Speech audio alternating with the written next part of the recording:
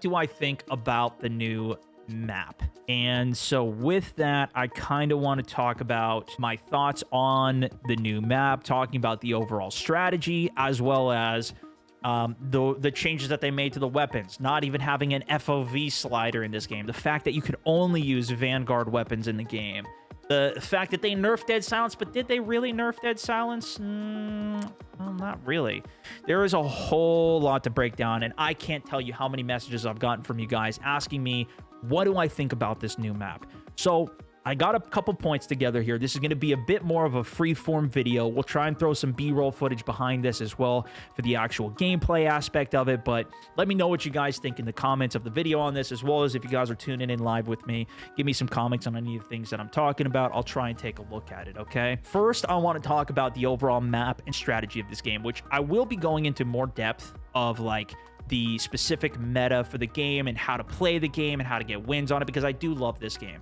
I love Warzone. First of all, know that this is coming from that place. And while I do have criticisms of it, I have that in every game that I play, and I try and keep it constructive and just what I'm feeling for it and what I think should be changed. For example, Dead Silence should probably not be in the game for some of the fun that we could have, all right? At least drastically reduced. They did make that change, and we'll get into some more of that in the future too, but I mean, there's 100 different things that I could pick out with it. One of the things that I think stands out the most is that you cannot play this game like you played Verdansk. This is very much a different game. It's a different strategy you have to employ with it. For example, planes being the early game meta pretty much seems to be the hands down strategy. I was just trying out anti-air. No, that's not going to be it. Rotations are very different in this game. The terrain is different. So let's say you've got to go for a zone. Maybe the zone moves at the same speed, but you're literally going up a hill. How many times has that been a problem for you where you've died? I've died in zone 4 multiple times now, just because I couldn't outrun the zone, or it's put me into pressure where, you know, I'm trying to run from the terrain. The verdict is you have to play this game differently. You have to actually prioritize the zone more so than fights, more so than holding people out. You've got to be in a good position. Plus, you have to actually know the map. And I think this is part of it too. I just don't know the map very well. Nobody, I mean, some people do. They played it a whole lot already. But, like, people are still in the learning process for it overall. Playing for that zone 4, 5, 6, 7, playing specifically for the high ground, that is, like, more important than it ever was in Verdansk, at least from what I could tell. Plus, the fact that there's just more cliff sides in general means that you need to be at the high ground, because you might not even be able to make a rotation into the zone depending on where it ends. The zone speed overall does feel like it's a little bit different. Zone 4 in particular, which I was talking about, does feel like it is even faster. Even if you're not running uphill, even if you're going downhill, it still feels like it goes a little bit quicker. It also could partly, though, be because they have slower weapons. Like, you're not using the crazy fast SMGs that were in the last game, although I have seen a couple builds in particular with, like, pistols where people are going extremely high speeds that still could be a bit more relevant. But yeah, I don't know, that maybe it's just the slow guns that makes it feel different. But even, like, I was running SMG and sniper, and it still felt like it was pretty slow to play the map.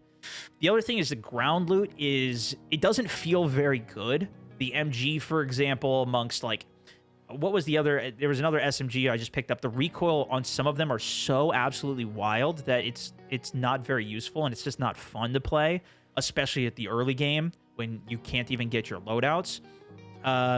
But that's not all that there is with ground loot. There's also an insane amount of cash from it too. Like, you get so much cash depending on where you're going, or even you kill somebody, they've done so much looting that they're going to give you massive amounts of cash.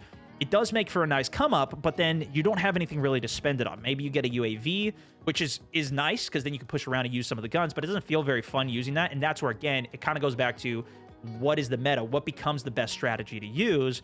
Well, that's just the planes. And that's why I go for the planes so hard at the beginning of the game. And I think that's where we're going to see a lot of people gravitate towards until more people learn about anti-air and start countering it from there. This is where it also leads to a lot of people have been telling me there's a big camping problem in this game. Part of that, I think, is there's just more bushes. It's also partly a lot of people, including myself, don't know the new map. So you see a bush, maybe it's a player, maybe it's not. It's hard to even differentiate it, and something I think over the months it'll become easier to spot. But even still, there's more bushes in this game that you can get into. Like, there was some bushes in Verdansk, but you couldn't get into all of them. In this one, you can actually get into them, which doesn't help. plus the fact that you can just get so much cash in one particular area. You get all your cash, you sit at a buy station, you wait at that buy station for somebody to come up, and then you can just kill them. There's not really a need to go out rotating, depending on where you land for the most part early game. And that also leads into the standardization of events, which I'll get to. But first, I want to talk about the loadout delay with that as well, which I got to ask, like, what is the point? What is the purpose of the loadout delay? Is it to slow the power curve of the game?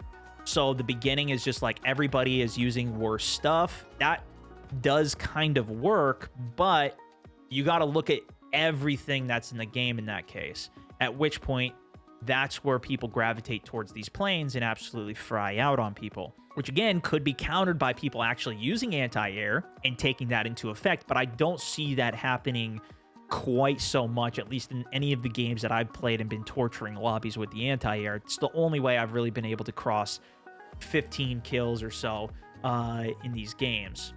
You need a lot of the early kill games, especially in solos. And things are a little bit different in solos. I think it could be even tweaked more so for it. Personally, I didn't really like the system, or I was scared to like the loadout system in Warzone the first time I ever played it. I've talked about this at length, even before the game came out. I was nervous about this, and when we found out about it, but it turned out to be like my favorite thing about the game. The fact that you can choose your loadouts, you can try different things, you can customize, you can play different ways, you can play different strategies. It gave you that sense of specialization with it. And what I've noticed is that there's so many people dead by the time that first loadout is in. There's already 2/3 of the lobby gone. We're talking like 50 players left, especially in solos, where the lobby is just empty, and like you didn't even get to use your loadout. You didn't get to go try out the stuff that you've been building up. It's all been the complete randomness, which is an okay aspect, but you still have UAVs you can spend on and stuff. But it hasn't been my favorite. And if that is the direction they want to keep going with it, I would just say maybe bring the loadout, if you want to wait for the loadout to buy your own loadout, maybe just bring those loadouts in a little sooner, because there's just not a lot of action or fighting to be had at some of those points. What I think makes it a little bit more challenging for me in terms of the mode is the standardization of these events. Zone 3 fire sales, specifically again in solos, are a nightmare because everybody has a self-res. And it is one of the worst feelings when you knock somebody in solos and they have a self-res to use that they also didn't even earn, right? Just for getting there to zone 3. Which also brings me to the question again of like, what is the purpose of this zone 3 guaranteed fire sale? Because I think the direction that they're going with it is that you get to bring back all your teammates that died. It makes everything a lot more noob-friendly in duos, trios, quads. Your buddy's dead. Even if they lost their gulag, you could bring them back. It also provides more kills into the lobby. If, like that changes. I love that, actually. I think that's a great idea because you still actually have to get to the buy station in order to do it. You can camp the buy station too if you really want to, shoot those guys down. Like, I'm actually down with that idea. I think it's great, but I think the other externalities, the other problems that arise because of that change ruins the effect of any of the positives for me. The fact that you have so many people running around with self-reses and solos makes sniping, which is already not feeling that great, so much worse. Like, that's one of my favorite things about this game is sniping in solos because it's just really nice. So if they even just made it so like maybe just not applied to self-reses, you still had to buy those things in that zone 3 free one.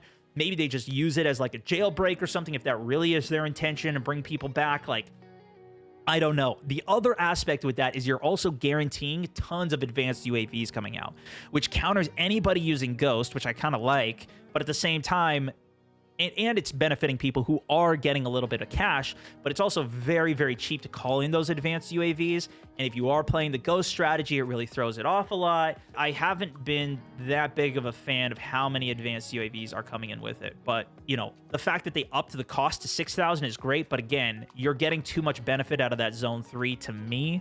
That feels like I've already put 10 minutes into this game, or, it takes a long time to get to that zone 3 period.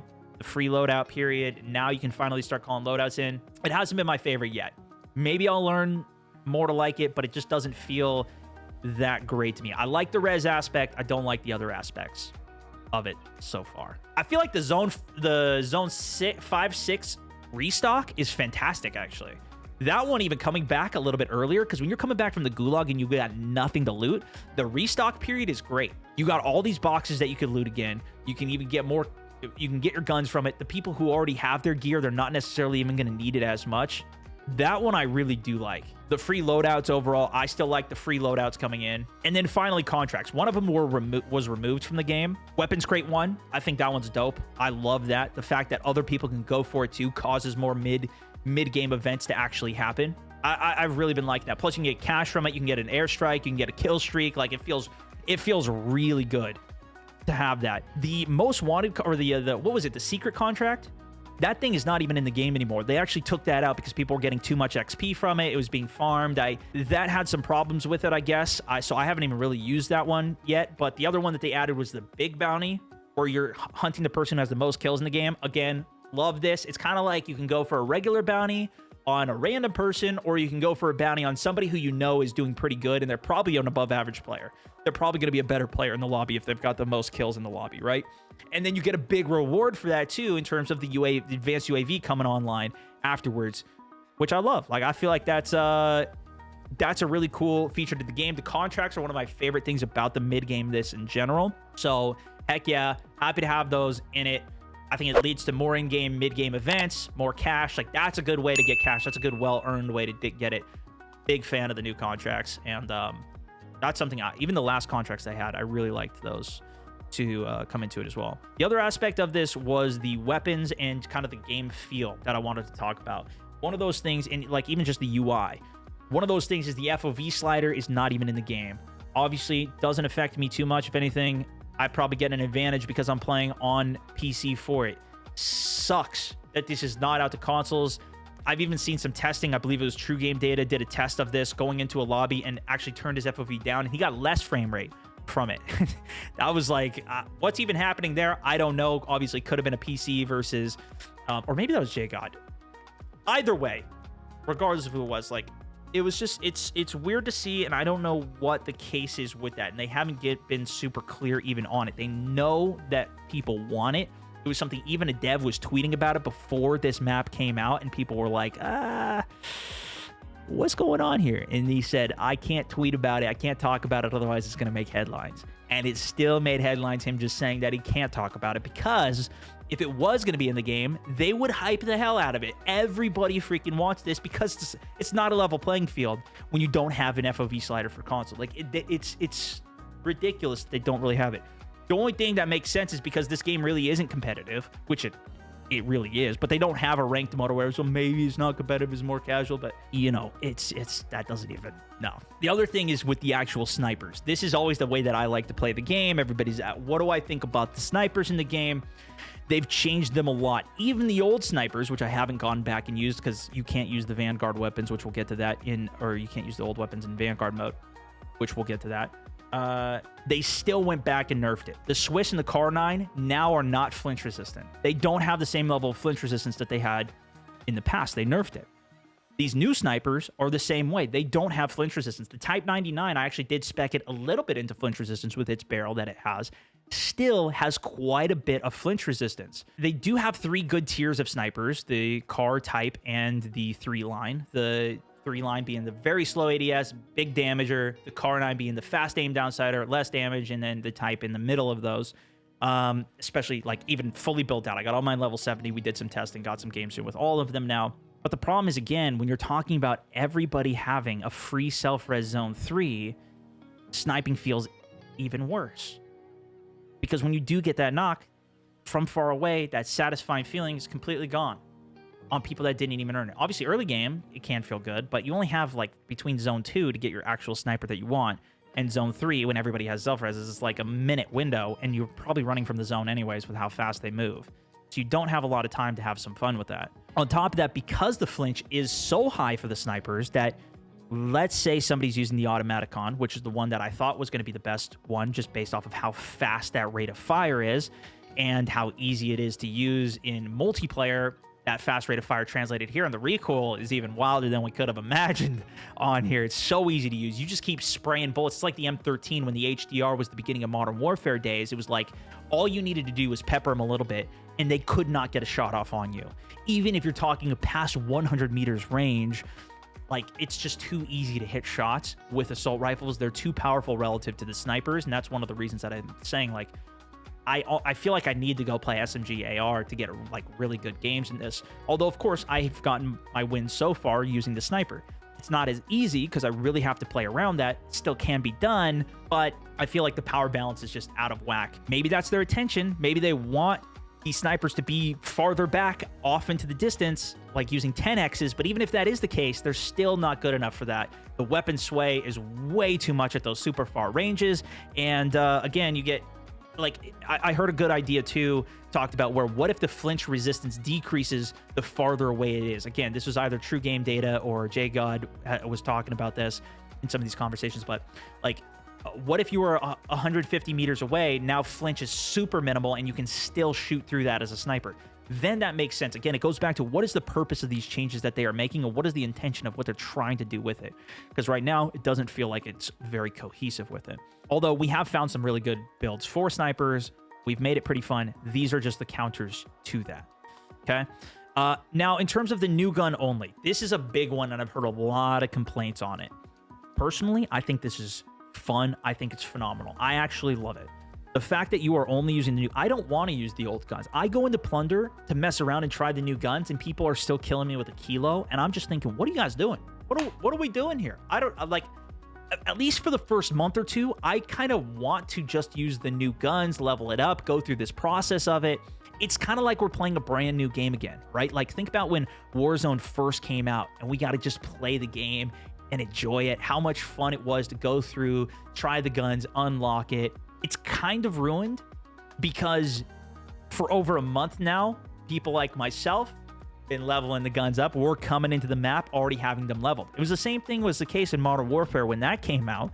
People already had a lot of the guns already fully unlocked. And to compound it, it takes so long to unlock guns right now. It's ridiculous.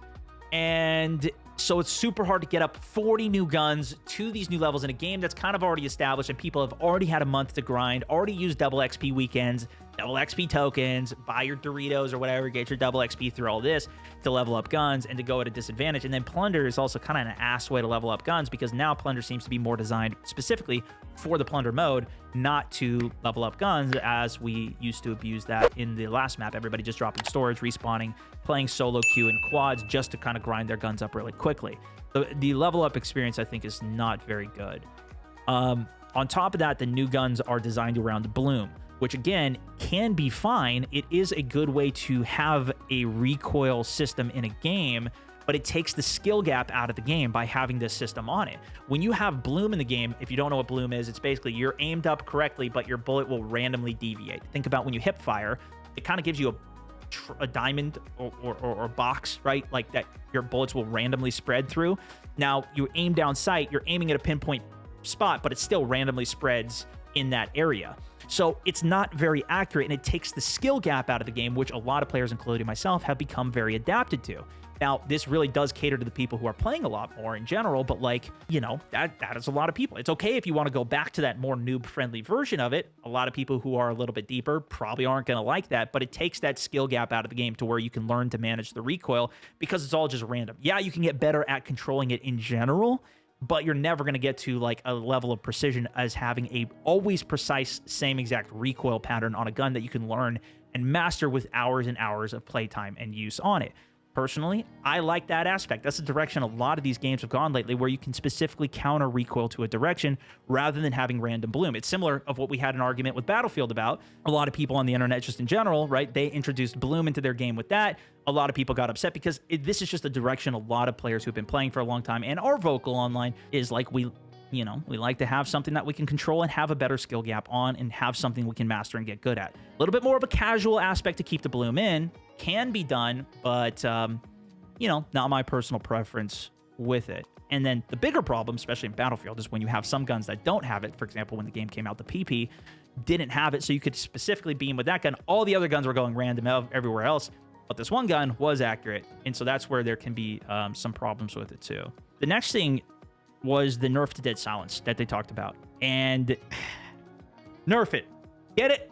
It's so bad, man. I dying to dead silence. Again, it takes it back to such a noob-friendly thing, because you could be the worst player. not the worst of the worst, but you know, you can be a very below average player, get dead silence, and kill the best player because they just have no idea that you're even there as you get that quiet approach. Yes, it can be countered by high alert now. I actually love that. That's fantastic. I'm really, really happy that we have that in general, but it's still kind of a trade-off to have that. It's just not my favorite thing in these types of games. Like, sound is such a critical element in so many of these. It's not my favorite thing, and they did nerf it. The nerf that they did, I don't feel like it was enough. They made it so that if you kill somebody with dead silence, it only will refresh one time, rather than it would just refresh every time you got a kill. It would just keep on refreshing. I'm not as big of a fan of that. I feel like it's not that big of a difference, and I still see the damn thing absolutely everywhere on the map. They completely removed stopping power. Love that. If they really decrease dead silence even more, I would be even happier. Like, I want it to be super rare of an item, and I feel like I'm still finding it all the time, so I don't know. Maybe I'm just been getting really lucky over the last little bit, but yeah, I am happy to have high alert. I don't think that's like the biggest priority in the world compared to everything else that I've been talking about, dead silence, but I just wanted to throw that out there because I have been getting questions about that too, as well as, of course, the heartbeat sensor being removed and Semtex is being removed. This actually forces you to use your eyes more, which I love. I'm fine having heartbeat sensors out. It also makes it so Ghost isn't quite as effective, right? You don't actually want to use Ghost as much because now, hey, maybe I will run high alert, counter some of those dead silences because I don't need to worry about heartbeat sensors. But there's so much cash in the game, especially with that Zone 3 advanced UAV, as well as just cheap UAVs in general. People keep them in pocket. Tons of cash in general. It's like there's always UAVs being popped throughout the whole game. So you kind of still have to use Ghost, even though there's no heartbeat sensors in the game.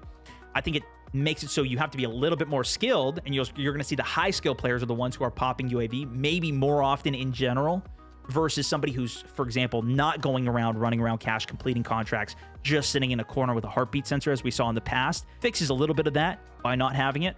I'm down with it. And then Semtexes felt like they were really, really, really powerful. That was what I always ran, especially after the C4 nerf. Take them out of the game, make it a little bit more high skill to use frags because you have to cook them.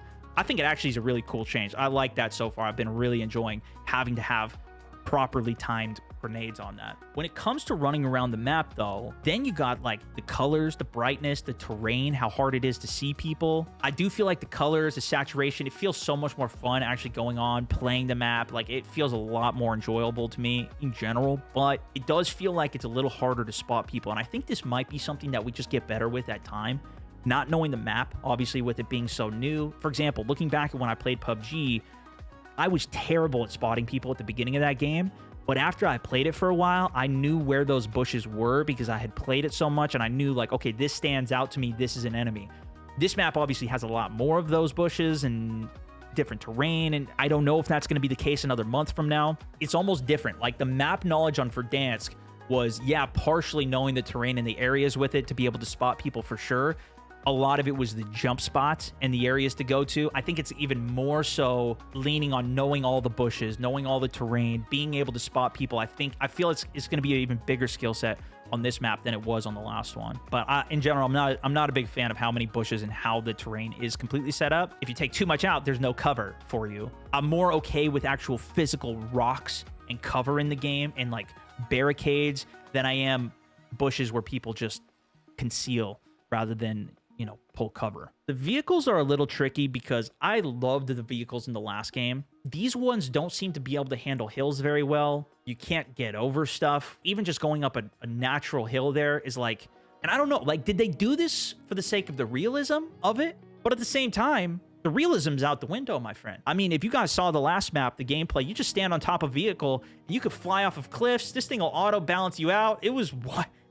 I mean, realism on the vehicles is out the window, but it made for some really good gameplay that I loved. I felt like the vehicles in the last map felt really good. You could use them to traverse the map. It felt really good. And if it is for the sake of realism, as some of you guys are saying here as well, I think with the speed that the map is going, the size of the map, I would rather have it be easier to traverse. Let him cruise up the hills, at least go up them, not just stop, get so stuck that you can't get over certain. Be a little bit more forgiving with it so we can. Same thing kind of along the lines with the vehicles is like the airstrikes and some of the overall volume and sounds of the game seem like they're a bit disproportionate as well with how loud they are. And that, again, maybe is for the sake of realism where these strafing run jets on an airstrike would be super loud.